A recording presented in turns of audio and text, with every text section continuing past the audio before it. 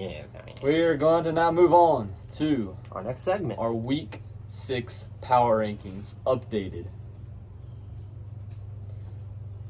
Comment below how your week's going. Is it going good? Comment your power rankings as well. Yes. And what very do you think? interested to hear. What do you think next week's gonna look like? Who do you think's gonna emerge in our next power rankings? Do you think it's gonna stay the same? Who do you think's gonna pull off an upset this week or absolutely blow someone out of the water? I mean, just let us know. Just let us know. If you ever have any recommendations for us, we'd love to hear. Always open to new things and. Love to hear that. Love to hear that. All right, you want to start off with our number one? Yeah, I mean, I'll start it off. I mean, mine's still no bueno. Kind of easy. Right here, I got the Tigers of Clemson.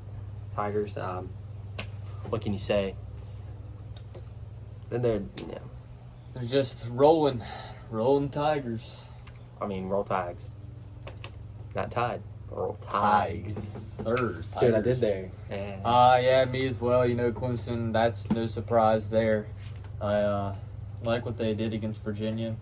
Came out a little bit flat. You know, third quarter a little flat, a little closer than it could have been. But I think that rust is going to come off. And I like what I see. I like what I'm seeing out of ETN. Lawrence doing better. I'm just like Clemson all around. I like that young receiving core. I like that too. I like their young receiving core. Very good. I'm excited to see what they have in store for us later in the season. Very, very true. All right, my number 2. You know who I got? The U. Ooh. I like what Miami's doing. I like De'Aaron King. I like the way Manny Diaz is heading up that squad this year. He's got them trending in the right direction. And can we see the early 2000s Miami coming back here with this season? With the 2020 season help, the Miami of old. Could we? Stay tuned to find out. This year. I mean, not this episode. We'll tell you. I mean, hey, if y'all stay tuned, we'll tell you. We'll tell you what we think. But.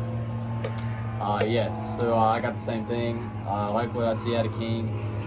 King's put up some great numbers. I like him. Diaz, you know, like you said, got the system. He's got the Miami team trending upward, and I like that. You know, they just look like a solid program, very solid team. So you want to let us know on your number 3? My number 3 team, I got the Fighting Irish from Notre Dame. What more can you say? They look very impressive. It got out to a little bit of a slow start, in my opinion, week 1 against the Blue Devils, but I think after facing the Bulls, they've kept it strong, and I like what I see. Fighting Irish. How about you, Mr. Mullet? Me. Hokies, Virginia Tech. Now, I'm not a VT fan. I do not like them in the slightest. But they look very nice. And it's just going to get better because they're starting their backup quarterback, Braxton Burmeister. They're missing a lot of players. I believe about 23 players. A couple coaches missing against Duke. And once they get these players back, the ones that are coming back, that is, they will be strong because their rushing game has put up consistent back-to-back 300-yard rushing weeks. And that's going to be very key this year as we get into we prove that it's a little bit tougher tackling right now. I haven't gotten to practice tackling all year, just got to get put back in there and tackling stuff. But once they eliminate that, I like what I see out of the Hokies. I really do. Yeah. And my number 4 position, I had the Hokies. I slimmed down because I just think Notre Dame's a little just more powerful. I think if they played right now, it'd be a very interesting game. I still have Notre Dame above them, but I like what I'm seeing out of Virginia Tech and Braxton Burmeister. I think he could do some big things for Tech this year. Until Hendon Hooker comes back. If they decide to start him or play him, I mean, who knows? We could have another Jalen Hurts situation. That's true. That's very true. My number 4, I'm gonna put in Notre Dame. You know, I would put them above Tech, but they just haven't proven anything to me yet. The only team that they've really faced, Duke, not very good team. They struggled against Duke a little bit. I need to see more film. It's like the scouts always say to people, I need to see more film in order to really see what's going on. And I mean, Ian Book, he's been solid. I mean, we'll see what happens the rest of the year, but yeah, we'll see what happens with the Fighting Irish from Notre Dame. All right, at my number 5 spot, I'm stealing a page out of your book here. I have a tie. I have a tie at the number 5 position. I have Carolina, the North Carolina Tar Heels, and I just think I have them tied because I think I feel like they should have rolled Boston College. I think they should beat them by a lot more. Yes, a win's a win, but hey, what can you do?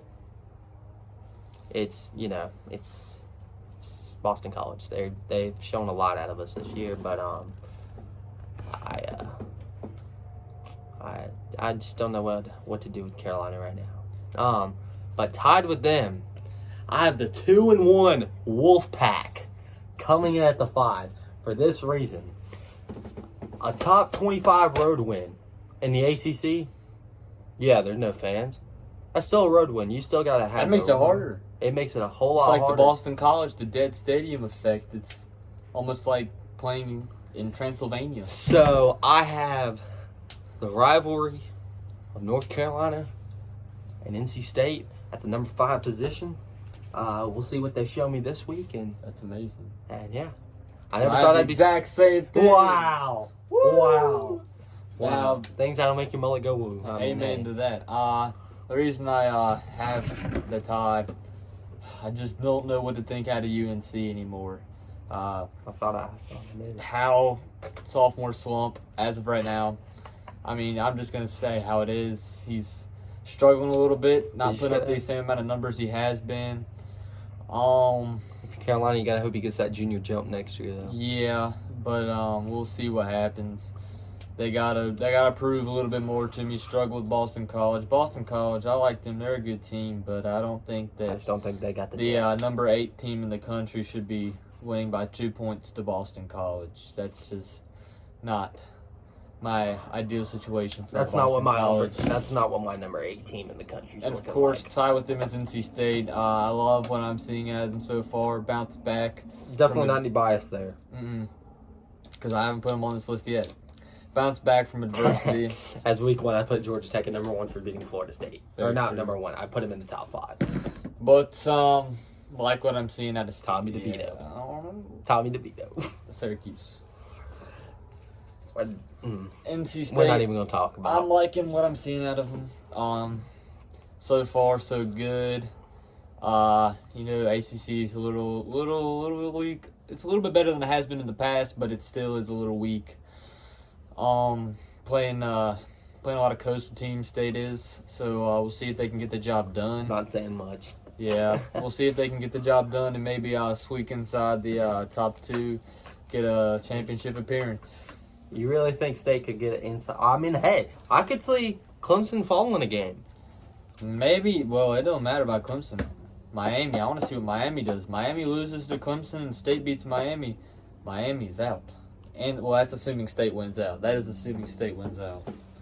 But State also lost to Georgia Tech last year. It's going to depend on... So, right here, as you can see this week, let's see. Number 1 and number 2 in our power rankings are playing this week. So, someone's dropping. Half of number 5 and number 3 are playing this week. And so UNC Tech and Clemson, Miami.